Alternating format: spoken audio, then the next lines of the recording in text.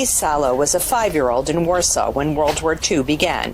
He fled with his family to Italy, Greece, and Australia, and finally found refuge in 1959 in Kibbutz Negba on the border with Gaza. Hamas gunmen attacked Negba on October 7th as part of terrorist attacks on Israel that left 1,200 dead, including 5 in Negba. 240 people were taken hostage, including Salo's next-door neighbors. We woke up at 6:30 in the morning because there was shooting outside, and we heard people screaming in Arabic, running in between the houses. So we locked the door and we waited till the army relieves us, but it took them 7 hours. At age 89, Salo says he suffers most because he had to leave his kibbutz home of almost 70 years, and he's not sure when it will be safe for him to return. He says the ordeal has brought back memories of his childhood fleeing the Nazis and being a homeless refugee for many years. Polish Holocaust survivor Sarah Jackson says having to evacuate Kibbutz Sa'ad, where she lived for 6 decades, has also brought back childhood memories of being a refugee. During the October 7th attack, Jackson hid for hours in her home bomb shelter, together with 6 young people who fled the Nova Music Festival massacre. Some of them recently visited her to express their gratitude.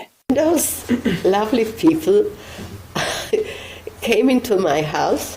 I don't remember if they asked permission.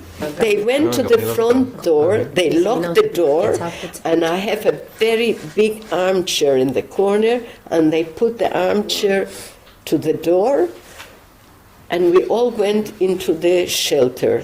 Historians say the Holocaust is still very much part of the Israeli consciousness, and that a sense of collective trauma may have been triggered by the October 7th attacks.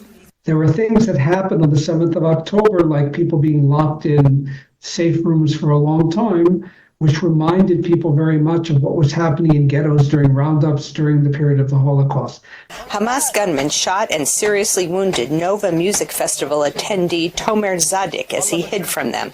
Zadik's great-grandfather Jacob survived the Holocaust by jumping off a train headed to Auschwitz. 8 years after that, we have our own country. And Jacob's great-grandson, in the country that Jacob helped build in order for something like that to never happen again, found himself hiding in the woods for hours after being shot, fighting for his life and waiting to get rescued. And I think this terrible similarity between my story and the story of my great-grandfather really comes to show you what happened on October 7th. The trauma of October 7th, like the trauma of the Holocaust, is something that Israelis will live with for generations. Linda Gradstein, VOA News, Kibbutz Negba.